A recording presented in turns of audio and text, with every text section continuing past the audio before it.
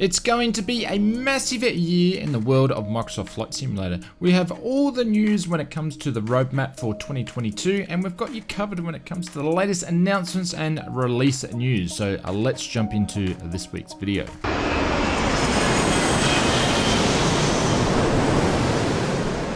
Welcome to another Microsoft Flight Simulator update video. In these videos, we take a look at all the flight sim news and development in one weekly video. Before we jump into this week's video, 74% of all viewers that watch the Oz Flight Simulator channel are not subscribed. So if you could hit that subscribe button, it would be much appreciated. Yes, I'm looking at you. Yes, it's you. Thank you very much. And also hit that notification bell. That way you know when our next video goes live. A big thank you to all the supporters of the Oz Flight Simulator channel that already are subscribed. Let's jump into this week's announcements.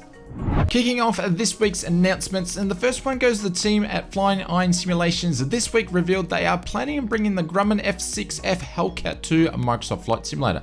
After the release of their other products that were very well received, the Spitfire and the P-38, it's time to tackle the Hellcat. The team mentions they are looking at creating the Hellcat to a great detail in terms of visual and systems. Currently, the project has detailed modeling inside and out and is underway applying textures to the aircraft. Flying also mentioned that they should expect to see realistic soundtracks as they used real-world recordings from the real aircraft. Some of the other features that we should expect to see in the package will be 10 plus historical liveries. The wing folding animations will be included, detailed simulations of the aircraft including systems of electrical and engine cooling systems, also the Flying Iron tablet UI integration. No information was provided about price or release date just yet, but of course we'll keep you updated on all the developments of the Flying Iron Simulations Hellcat.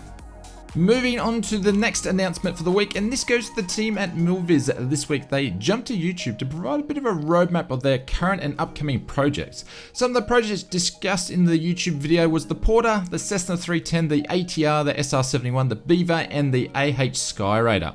First of all was the Skyraider, which we have not heard much about since its announcement, but is expected to be released in March if everything goes to plan. The Cessna 310 is due around about the same time. The team mentioned it looks amazing in the simulator. Stage 2 of the Porter is expected to be in Q2 this year, and it should add analog gauges, floats, and we should see some more information about this very soon. Next for the rest of the year will be the Beaver, both the 2 and also the 2T, which is the turbo, which should be released before the end of the year, as well as the DHC-310. They also mentioned about the SR-71, which is still in active development, although no time frame on the release, and also Milviz mentioned the Huey is still in active development as well. Last but not least, the team did speak about the ATR, which is still in active development as well, but it appears this will be a long development project. Milviz is clearly has a few projects on the go and some lofty ambitions for all the projects to be released over the year. So let's hope they don't have too many roadblocks along the way. In more announcements this week, this one goes to the team at Dreamflight Studios. They announced they are developing McLennan Palomar Airport for Microsoft Flight Simulator. Hopefully I said that correctly. The airport is located in San Diego County, California, and is known as one of the busiest single runway airports in the US. No real details, features, or release date just yet, other than a couple of screenshots posted over in their Facebook page. Again, we will follow the development of this one and keep you up to date. Moving over to this week's releases, and the first one is an aircraft from Ants Aeroplane, which is the Drifter 582. The Drifter is a 2-seater tail dragger ultralight which can be piloted from the front for some awesome slow and low unobstructed views of the simulator. The Drifter has been seen in other sims, but this time around it's been completely built from the ground up for this Microsoft Flight Simulator. This package includes 2 models of the Drifter, one with wheels and the other one with floats, 13 liveries, authentic sound of the Rotax 582 engine, realistic animations, custom elements including pilots and passengers, tie-downs, wheel chocks, and more. The Drifter comes with a tablet which enables you to customize many different functions and features. You can download a free demo version of the Drifter from the Ants website, or if you just wanted to jump into the full package, you can pick it up at a bunch of stores such as Just Fly and the Sim Market. I'll leave a link in the description below. Apex Gaming PCs and the Oz Flight Simmer channel have partnered up to create a range of gaming flight simmer PCs tailored to flight simulation pilots in mind. The private pilot and the commercial pilot range has been designed to provide a great frame rates if you are on a budget or if you're an experienced simmer and want to take your simming to the next level. You can even customize to suit your virtual pilot needs. Links in the description below if you want to check out the new range of Oz Flight Simmer PCs, the private pilot and the commercial pilot. Moving on to this week's development news, and we have an absolute hanger full of it, so you better put your tray tables up and your seatbelts on, because the first development Q&A for 2022 was live on Twitch mid this week with some great insights to what's including in the next world update, as well as what's in store for us in 2022. Jorg started the Q&A by mentioning that the sim over the break has had its highest engagement the sim has ever had. No real numbers were discussed, but they did suggest that January was going to be a record-breaking month also, which is great to see so many users use the sim. I'd love to know the numbers though.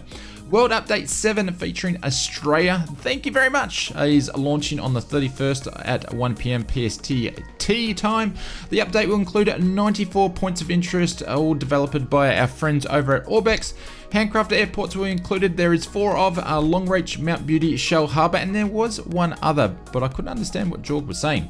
10 photographic cities included, such as Sydney, Melbourne, Adelaide, Brisbane, Perth, Hobart, Cairns, Darwin, Bundaberg, and Mackay. They pretty much ticked all the major cities across Australia.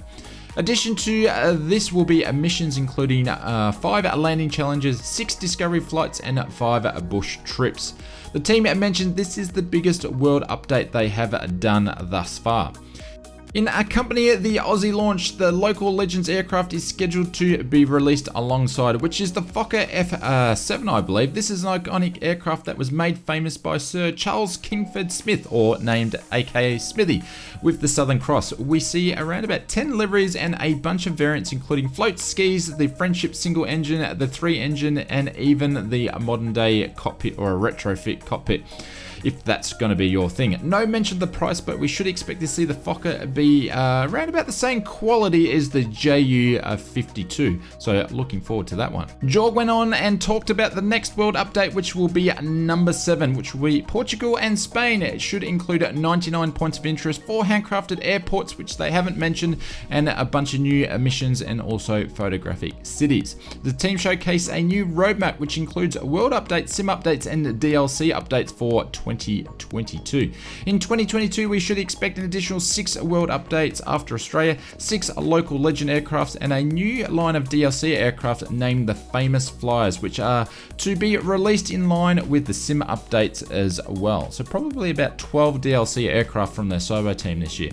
The first 2 are the Antonov AN2 and also the Beechcraft D17 when it comes to the Famous Flyers, which the Beechcraft will be developed by Carinado.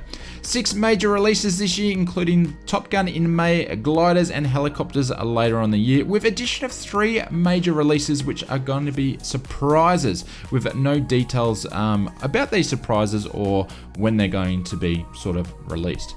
From the looks of things, it's going to be a very busy year from the team by content-wise. The team went on and mentioned that stability and sim improvements will be a big focus this year. The sim update 9, which will be focused on stability and bug fixes, and we shouldn't expect to see any content on that update. Helicopters were also mentioned and a big focus. The team is working on prop effects at the moment, so they're going to be working on prop effects before they actually work on the helicopters, which should be fully native to the sim and will feature P-Factor and things like torque. This will be implemented on free default aircraft to start off with and will be available to third-party developers at the same time so they can implement it into their aircraft. This will be stage 1 to bring helicopters online. Other topics mentioned in the Q&A were a beta version of the sim update will be available for testers. DX12 optimization is in the works, including DLSS, and I think they mentioned that the DLSS is providing more performance initially than what they expected. These are just some of the highlights. If you want to check out the full development Q&A, I'll leave a link in the description below so you can check it out. In more development news this week, we were treated with a new development roadmap this week with some extra important flight dates, some of the famous flyers which will be released with alongside the sim updates. The first one's going to be the Antov AN2, which we mentioned before. This is going to be on the 3rd of March along with sim update 8, and also later on in March will be a world update number 8, which will be Portugal and Spain. Moving on to this week's marketplace, we've seen 29 new products and 50 updates. A couple of new aircraft were released. The first one is the Azura Poly CM170, which is available on PC and Xbox. This is a jet military trainer, and according to the developer's website, it's still coming soon, which is quite interesting because it's available on the marketplace. The second aircraft release was from Demons, which is the PC-21. I believe this was released on PC just a while ago, but it is now available on Xbox. And in the development Q&A, I did fail to mention that Jorg mentioned that there's a bunch of new aircraft coming to the Xbox over in the next couple of weeks, which is interesting to see. The rest of the releases this week were utilities or sceneries, including Weather Preset Pros, which is one of the favorites of the channel here, and is available on Xbox as well. Aerosoft Rotorua Airport, which is a great Twin Otter flying airport, which is in Antarctica. That is another good one to look at. If you got this far in the video, thank you very much. You guys are a bunch of legends. Please be sure to hit that like button if you did enjoy the video. And if you are one of the 74% of people that aren't subscribed to the Oz Flight Simmer channel, yes, I've been watching you through the whole video. Please hit that subscribe button. It is much appreciated and it really helps us out. We also stream every Wednesday and Sunday at 8 PM at GMT +10. So if you want to join in on a large multi-group flying in Microsoft Flight Simulator, feel free to drop in. We're going to leave you with one of our other favorite flight sim videos here. I highly recommend you check that one out. If you like this one, you'll like that one, and we will see you over there.